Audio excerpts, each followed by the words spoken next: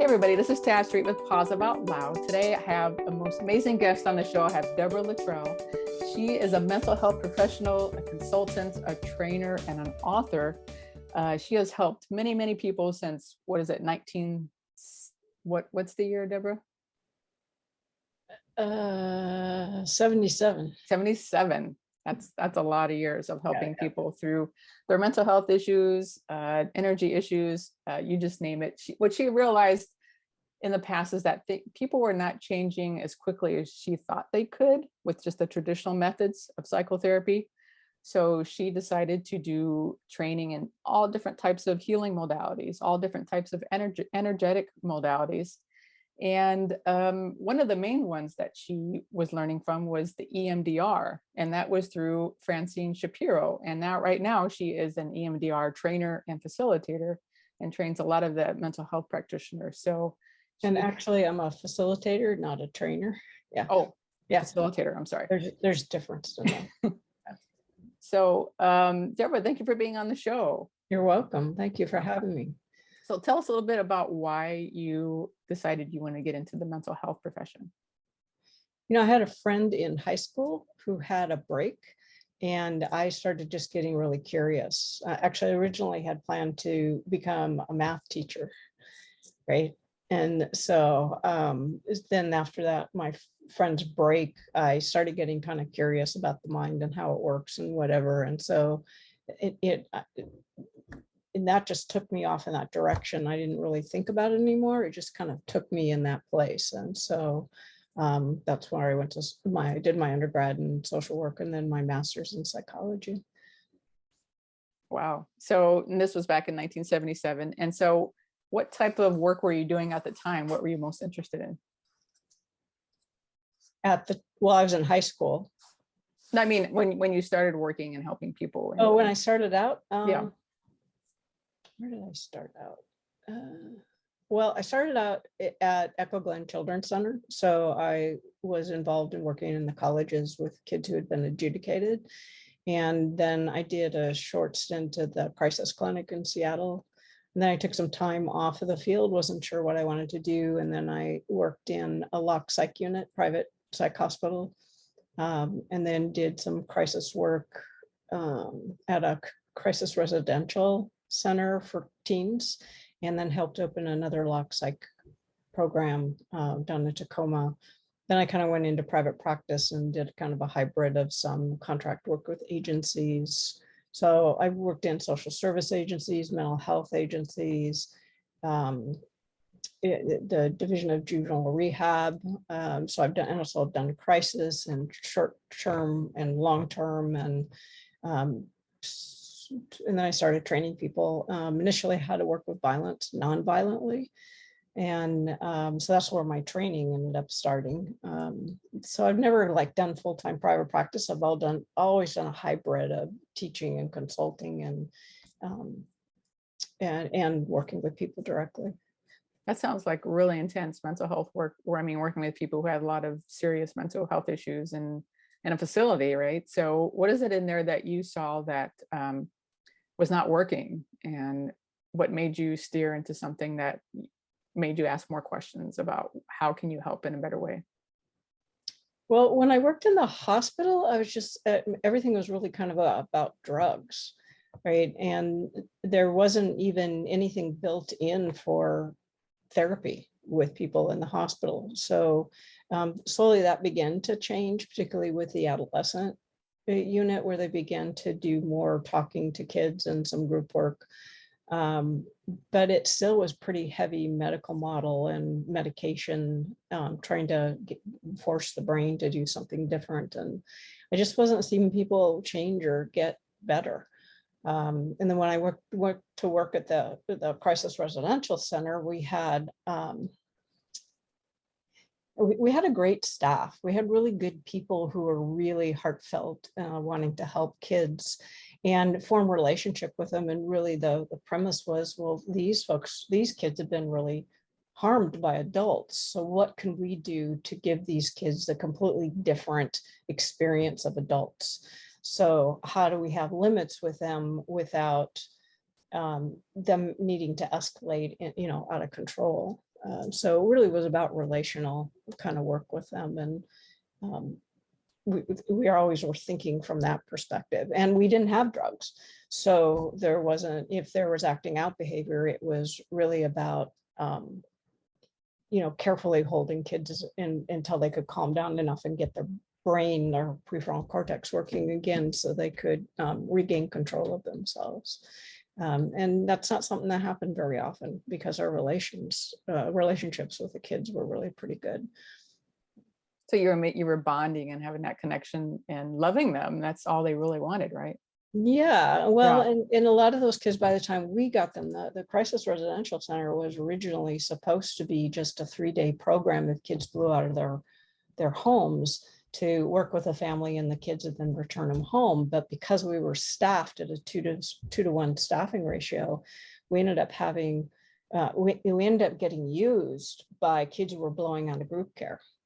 So these kids had already been out of their home in multiple foster cares, and in many cases in multiple group care facilities. So there's a lot of difficult things that had happened for them. So it was really a great team and a good way to approach things. And we had a pretty good reputation for taking good care of kids. So were you doing actual traditional therapy with them, or was it more like group? It was more like milieu therapy. Okay. And milieu therapy is really using every intervention that you have with a kid as a way to help them in whatever they ended up needing individually. We did do some group stuff. We did have some point systems with them, but it wasn't heavily laid on that, right? And so a lot of it was really helping kids, looking at what their gifts and their skills were and motivating them in those areas and setting limits with them and boundaries as needed and motivating them in the areas that they needed. So technically they were only supposed to be with us for a short time, but there's some kids who ended up staying with us for a number of months. So those are the kids we could really do a lot for because they'd have good care and stability over a period of time that their behavior would kind of settle down. We also would look at the behavior was what was going on unconsciously, whether they were scared or angry or getting triggered by memories or whatever. So it was really kind of working with that in a completely different way, even if it got physically out of control, that they began to trust us and learn to trust themselves. And a lot of them got more motivated. I even ran into some of those kids that I had worked with when I was working at a mental health center later. In a couple situations, it was pretty interesting that they recognized me. It had been a long time and they had grown up. They were, one in particular waved me down, and he was an adult and had gone back in because of a family circumstance, and was like thankful for everything we did for them back then. Another one was still having more life trouble, but you could tell they really appreciated the way they were taken care of back then. Right. So it sounded like in some methods it could be pretty judgmental. So it just sounded like it was a very open way of treating and being there for them. Yeah. So I know that you've done a lot of different type of energetic healing modalities and spiritual things as well. So what are some of the things that you've noticed that really help people who've been in some major trauma? So my kind of point of view about what happens for folks is that we get conditioned from starting in utero. So we get conditioned by our environment, and epigenetics is really, holding this out at this point, is that what our parents believe or what our parents experience, when you're little, before this part of the brain is even online and working. It's just all the memories are felt sense. All of the memories are physical. All of the memories are emotional. And we're little sponges. So we just kind of take on everything from the environment. We get very much conditioned about how to behave to get what we need. And I think the hardest part is that very early conditioning, because we don't have a memory like right now. Most people get an image in their head for a memory.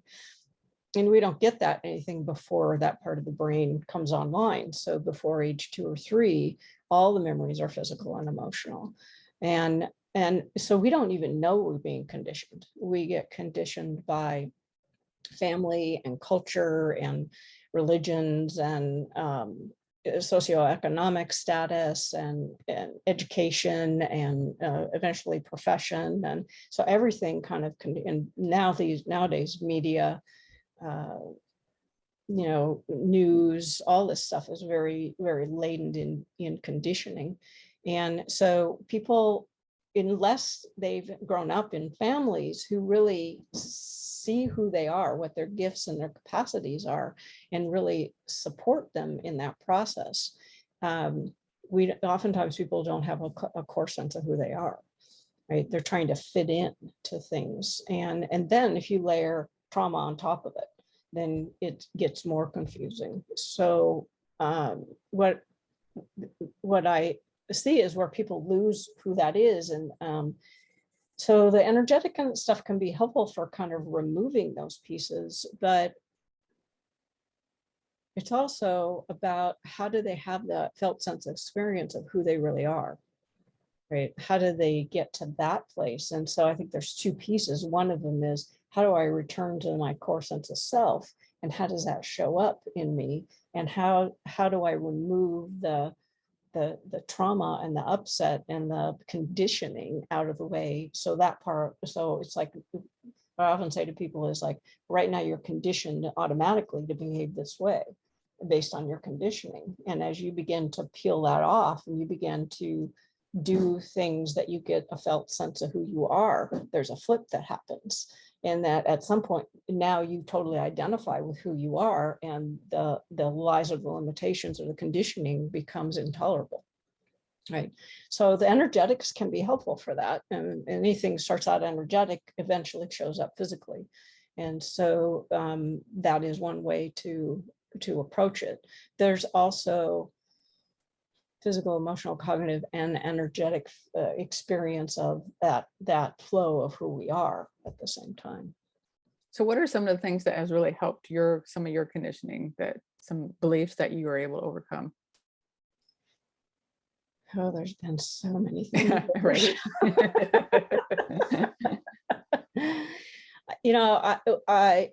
I really found that talking to people about things didn't necessarily help, particularly with trauma, because it's more the base of the brain that ends up being affected by things. And so I started looking at experiential stuff. So I started training in body-centered psychotherapies. And then I also started training in energetic kind of things.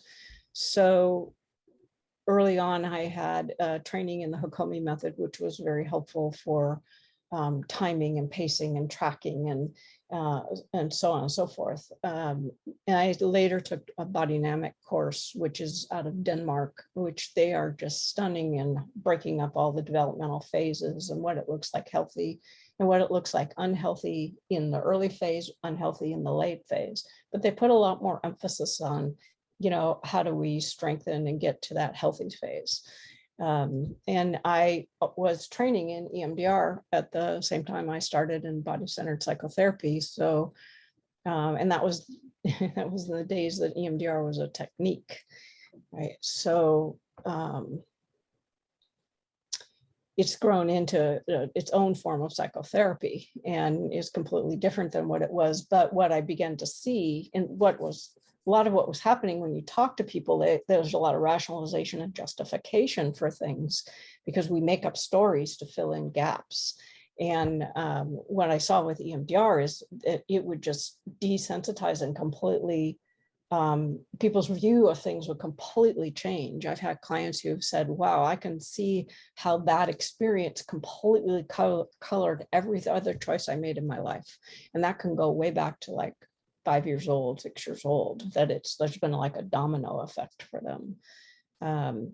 So with the body-centered and the EMDR, and we started finding in EMDR that some people couldn't tolerate it because of the amount of upset that could come up, that we had to really build in strengthening people and creating a kind of a stability enough for them to be able to handle the old stuff that end up coming up, particularly if some things are pretty horrific. Yeah. So if for me, what I recognized was, okay, well, doing experiential activities could give people a felt sense of a strength, whether it's confidence or being grounded or being centered or boundaried. And by doing those things, they get more of physical and an energetic. So some people are a lot more energetically sensitive and aware. So by giving them that experience, and then you can strengthen things in EMDR therapy in phase 2 with very slow bilateral, and it'll strengthen that kind of thing. So it's been a bit of a journey. And then so every time we would run into roadblocks with working with people with certain things in EMDR, my question is always, well, what else will happen?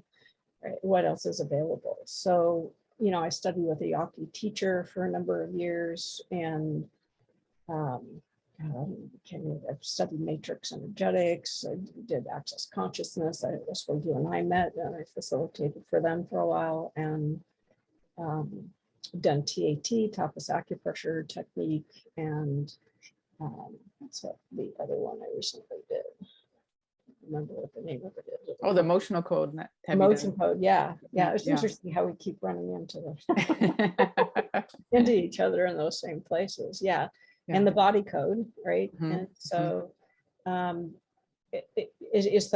sometimes I can use those things to peel enough off. What I love about EMDR reprocessing is it taps into the organic, natural system within ourselves that drives to our health.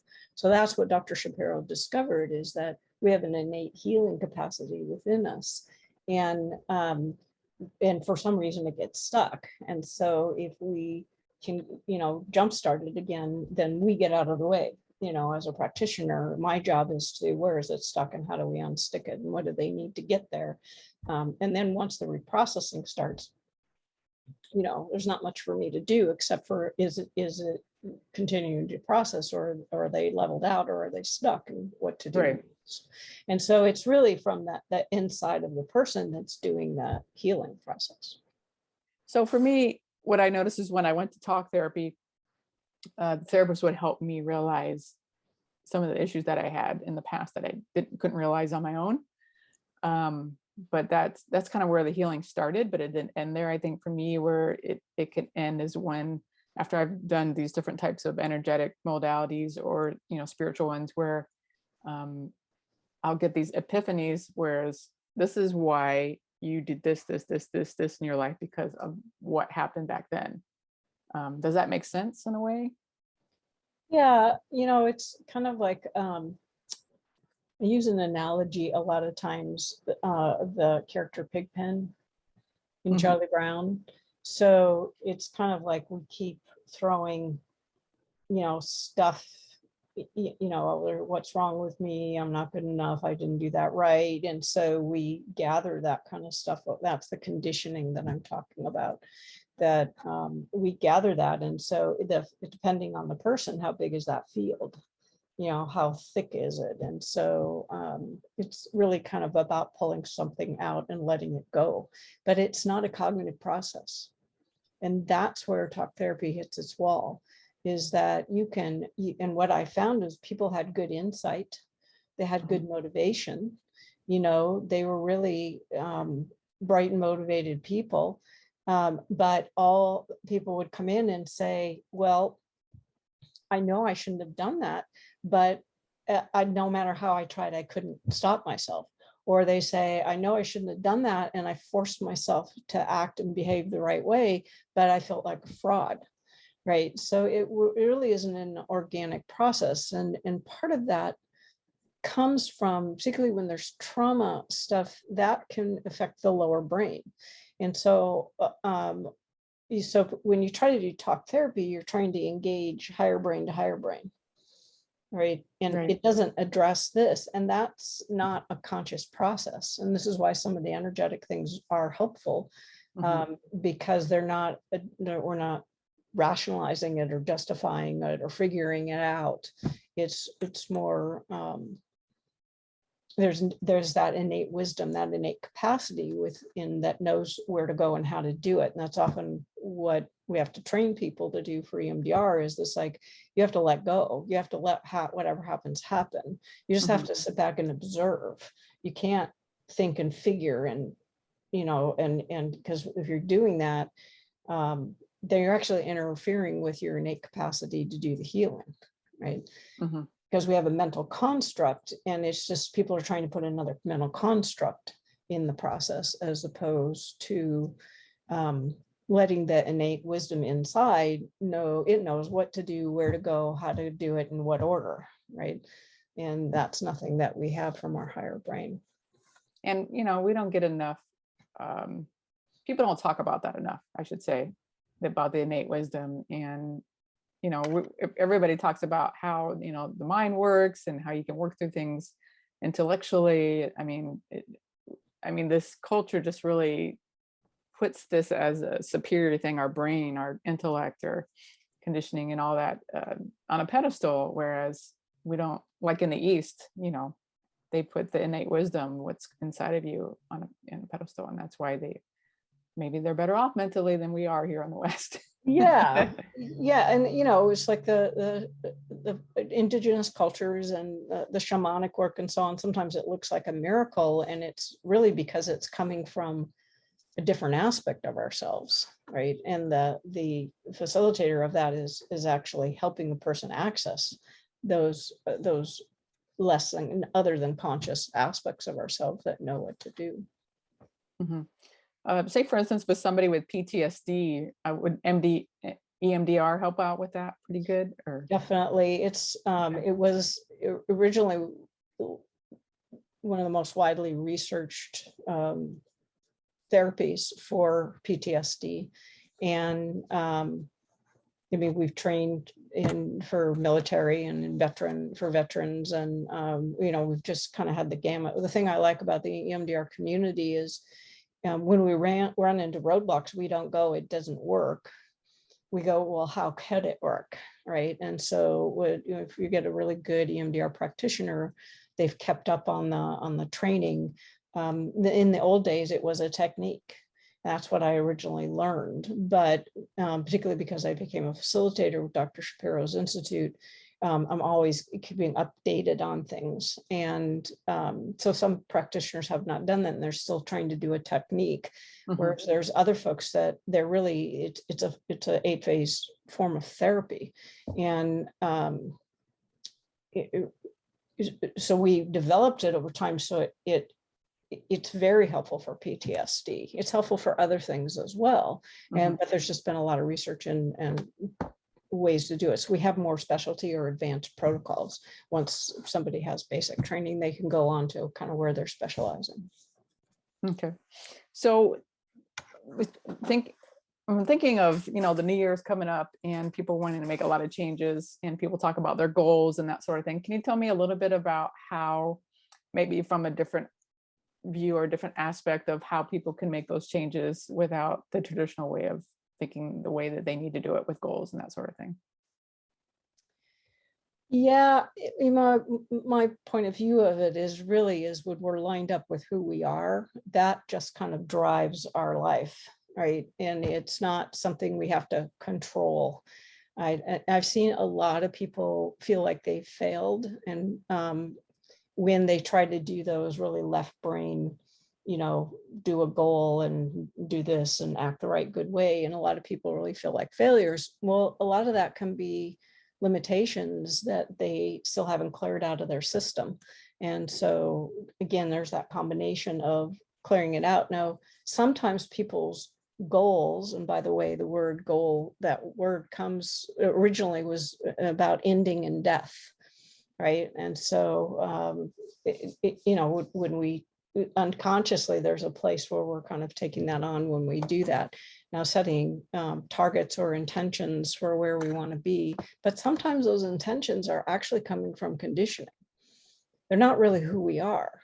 They're the conditioning of the society to have the house and have the car and have the job, and it's not really who they are. And you'll see a lot of folks who have gotten very ill because of the way they're living through life, and they'll come out of it kind of saying it was the best thing that happened to them that they got that ill, because they realized their priorities were in the wrong place. So all the conditioning to work 80 hours a week and have all the expenses to have to work more,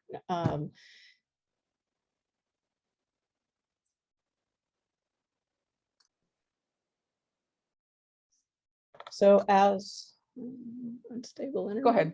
Yeah, Okay. we're good now.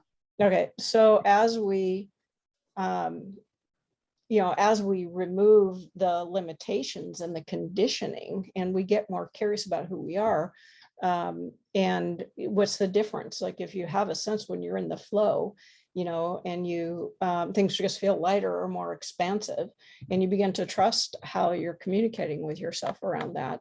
You begin to know, if you ask the question, am I, do I want the 4 million square foot house, or do I want, this, or live here or not, or live here, so you start asking questions about different things, and you notice where the flows begins to come in with that. It's one of the things that happened when I was writing my book is, I kept trying to get it published, and everything was locking up, and I couldn't get my friend to finish the cover on it. And I kept trying to go, and then gave it space, and trying to do it and gave it space. And finally, and I had a woman who specializes in coaching people to write. And she said, well, what's your deadline? I said, I don't have a deadline. She said, how do you not have a deadline? I said, why would I have a deadline? It's its own entity. It's its own project. It will publish itself when it's ready. Right. And what I discovered, why I couldn't get it to work, and I had found people to try to fix it, and that was falling through, and so on and so forth. So it's not like for lack of attempting to get it done. But what happened was that the EMDR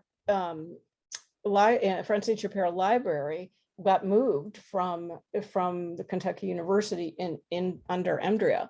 And also Betty Lamont's work with neurological reorganization, she changed her URL. Well, those were both in the book, right? And once I discovered that, I went in and had made the changes, and all of a sudden everything, lined up. I found a place to find something. I found the person right away. He did a turnaround in 24 hours.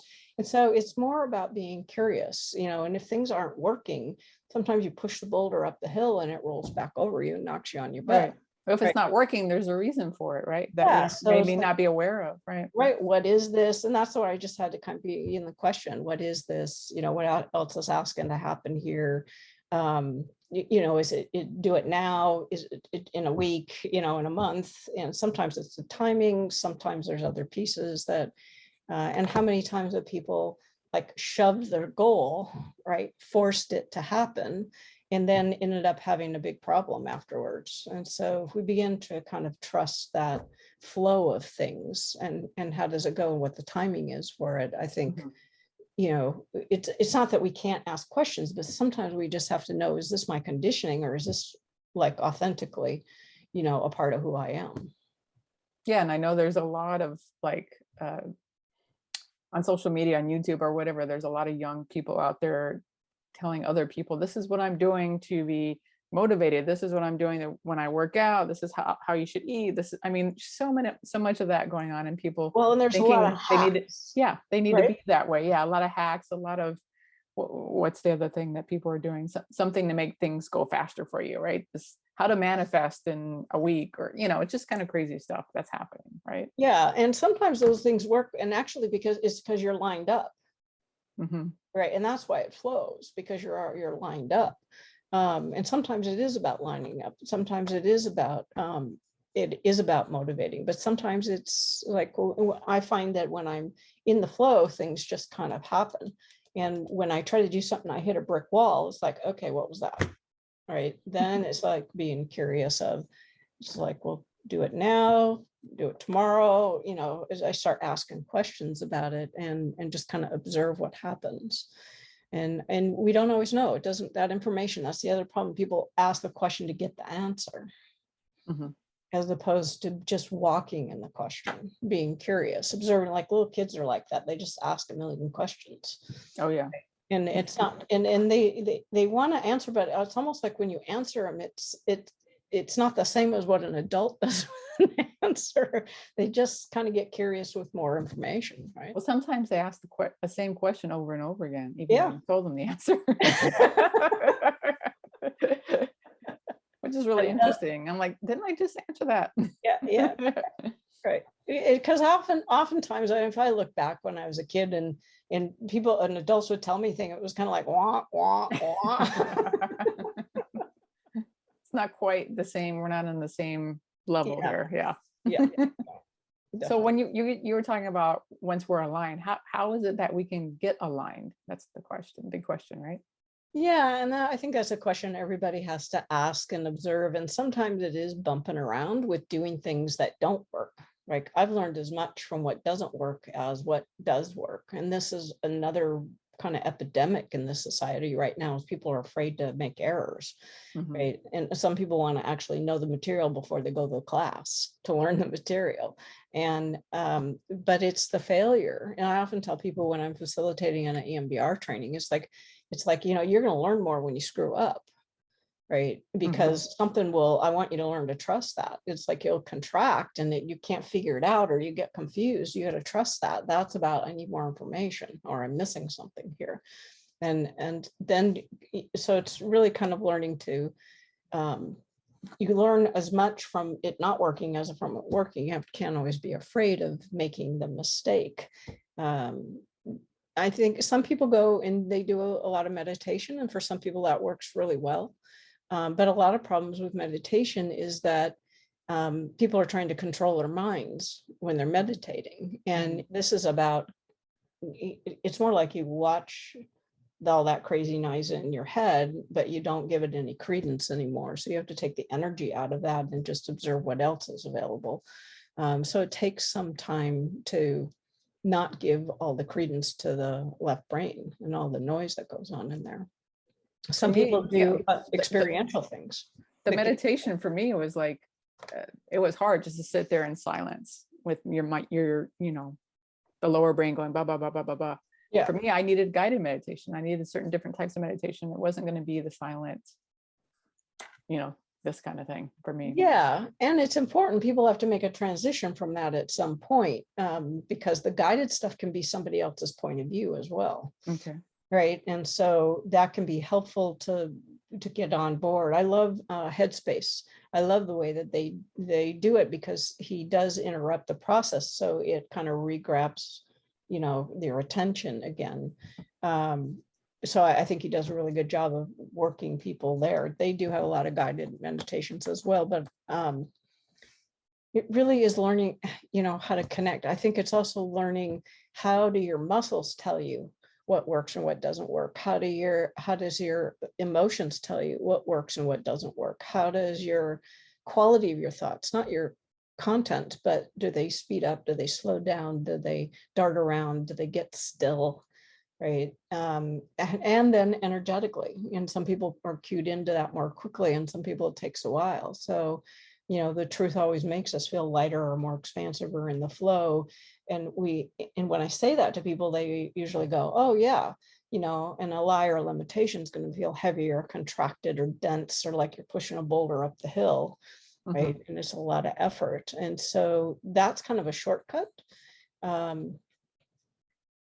But a lot of people don't trust it. So it kind of takes a while to learn how, like what shows up. Like I had somebody one time who was driving and they wanted to turn left. But that was, let's see, they were going to turn left, but the energy was kind of telling them to turn left, but they said, no, right is faster. And so they turned right and got in a car accident. You know, and so that's the kind of thing that sometimes when we notice, well, I told myself no, right? And I did it anyway. So that comparing and contrasting is like, well, what I choose, when I choose it lighter, expansive, or it's flowing, what occurs? If I choose it heavier, contracted, what occurs. And so when we compare those things over time, we start to learn to trust it. Yeah, because sometimes my intuition may say, go ahead and do this, event, or go do this, and I go do it, and I have the most amazing time. And then sometimes my brain is telling me, or logically is saying, okay, go ahead and do this, and then I get there and like, why am I here? Because you didn't listen to your intuition. Your intuition is like, no, stay home. Yeah. Well, and the holidays are a big one. Very often with clients, it's like, well, I don't want to go to my family's house for dinner. And it's like, okay, well, light or heavy? Oh, it's heavy. It's like, okay, well, maybe a different choice this year. And they'll say, oh, I can't. There's the conditioning. I can't because. And now what we're finding is a lot of folks, because of COVID, they haven't gathered in family gatherings, right? And so they can't do that. They couldn't do that. And so they actually experienced holidays without that stress in their life. And so now they actually have the experience of what happens when they choose a holiday setup that works for them versus one that they should do, right? Yeah.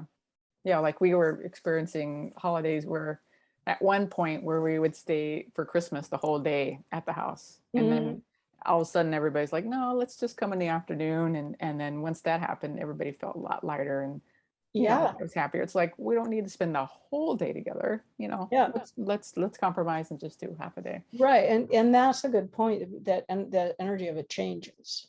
Right. Yeah. So people always want to make it the same, but it often gets heavier and denser and more difficult, which is more about, well, what would we like to do this year? What configuration would we like to do this year? Right. And so kind of circling back to intentions, say somebody wants to lose weight, or, some of the mainstream things, what would be your suggestions in helping somebody do that?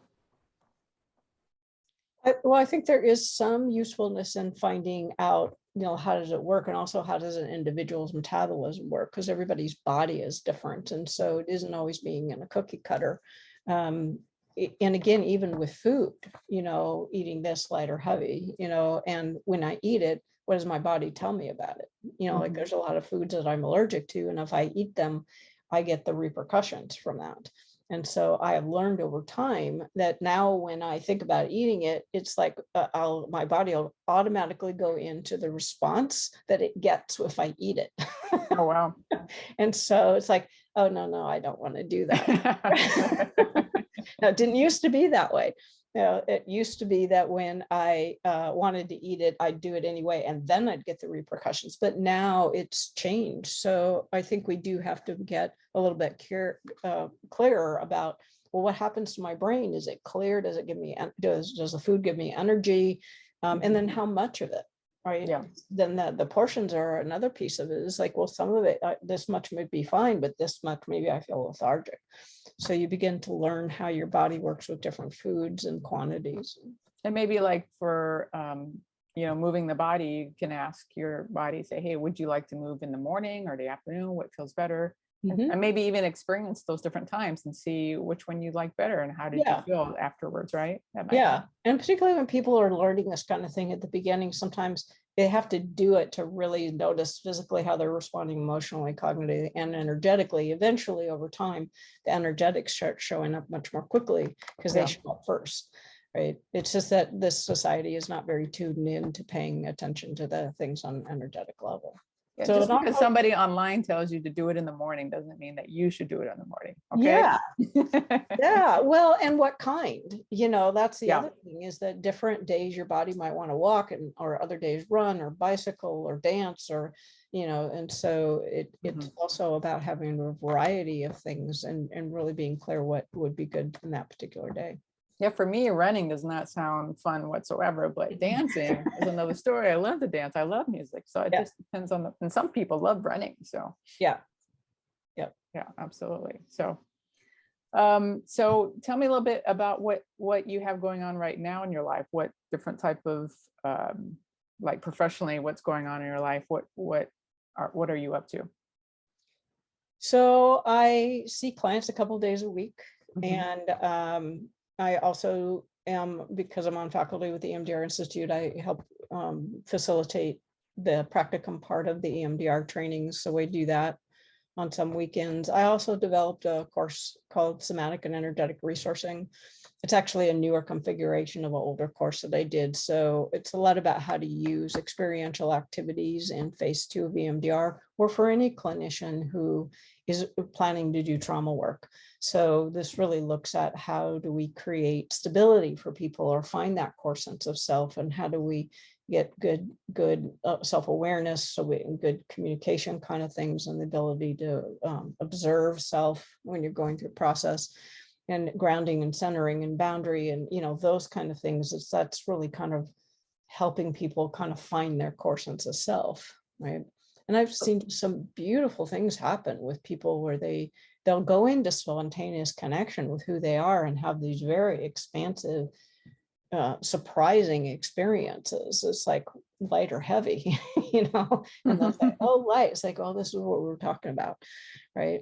And so I'm doing that training for mental health professionals right now, and consulting, a lot of EMDR consulting, but also the somatic and energetic resourcing consulting. So it sounds like you're doing a lot of work with other mental health practitioners to help them learn more about these energetic type of modalities, right? Yeah. Instead of just being in the in the thinking process. Yeah. Well, that's one of the difficulties I think with EMDR in itself, is that there's not a lot of phase 2 prep training. How do I work with, how do I know? Because when I talk to people, what they tell me and what shows up are two different things. And so if I do an activity, we both get to see. It's kind of working more jointly with people. Okay, thank you so much, Deborah, for being Thank you here for with having us. me. Yeah, this has been awesome. I've learned so much from our talk and our conversation. And I'll put some of your links below. And I know you have a book as well, right, to help out other mental health practitioners. Yeah. Okay. And your website. It's on there. There's a place on my website for mental health professionals. And so there's a link to my publisher on the book, for the book. Okay, cool. Thank you again. Have a wonderful holiday. You too. And everybody take care, and we'll talk to you later. Okay, bye-bye.